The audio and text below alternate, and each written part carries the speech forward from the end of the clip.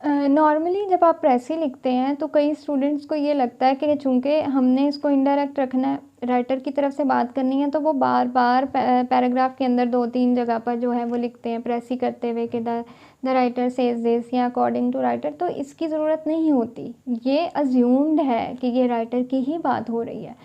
कहाँ आपने ऐसा करना होता है जहाँ आपको आई या वी या कोई यू का प्रोनाउन मिलता है, तो आपने वहाँ पर इसको एडजस्ट करना होता है कि जी हम इसको इनडायरेक्ट रखते हैं, तो इसलिए हमने जो है वो ये वाली जो है अप्रोच यूज़ करनी है। अच्छा, सबसे बड़ा जो अब यहाँ पर कंसर्न होता है, प्रॉब्लम होता है, वो ये होता है कि स्टूडेंट्स ये आस्क करते हैं, ये क्वेश्चन करते हैं कि हम क्या line by line, sentence by sentence जो है वो प्रेसी करें, ये किस तरह से, ये किस लिए ज़रूरी है, या ये हमारे लिए ईजी है, या हम एक ही तरह सारा जो है वो एक ही दफ़ा पैराग्राफ को रीड करें और देन उसे जो है वो स्क्वीज़ करके तो आप प्रेसी लिख लें।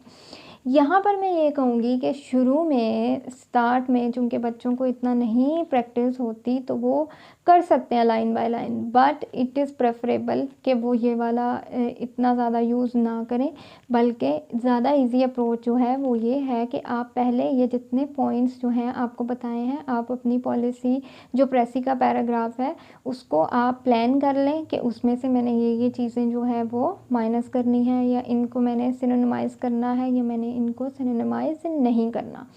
उसके बाद आप क्या करें, उसी पैराग्राफ को जो है स्क्वीज़ करके, शॉर्ट करके, श्रिंक करके जो है वो आप अपने ओन वर्ड्स में लिखें। लेकिन आपने अपनी तरफ से कोई भी जो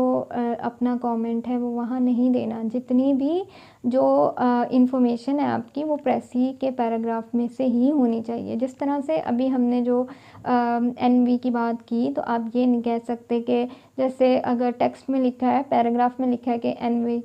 इज़ गुड फॉर कंपटीशन, तो आप ये नहीं लिख सकते कि आई ऑल्सो लाइक एनवी और एनवी इज़ फेवरेबल देयर और हेयर, तो आप ये नहीं कर सकते। आपने जस्ट जो है वो पैराग्राफ में से ही जो इन्फॉर्मेशन है उसी को अपने वर्ड्स में एक्सप्लेन करना है, और आपने कोई भी कोटेशंस जो हैं डायरेक्टली वो अपने पैराग्राफ से प्रेसी में नहीं लेकर आनी। कितने वर्ड्स आप ला सकते हैं अपने पैराग्राफ से प्रेसी में? तो इसका जवाब है कि आप 3 इकट्ठे वर्ड जो है अपनी प्रेसी से ला सकते हैं। जिस तरह फॉर एग्ज़ाम्पल आपने कुछ जो है एक्सप्रेशन लेना है पर्सनल, जो आपका पैराग्राफ है उसमें से प्रेसी के लिए, तो आप इकट्ठे आई वेंट टू चिरोकी, तो आप इसमें से वेंट टू चिरोकी, ये 3 वर्ड्स इकट्ठे उठा सकते हैं एक साथ लिखने के लिए, लेकिन नॉट मोर देन 3।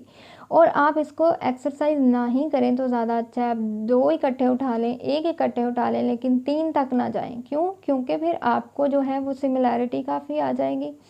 तो आपसे फिर वो हैंडल नहीं होगा। उसके बाद आप जो है क्या करें कि उसी को, पैराग्राफ को लेकर आप उसको 1 से 2 बार उसकी प्लानिंग करें, उसको रफ लिखें एंड देन अपना फाइनल ड्राफ्ट लिखें।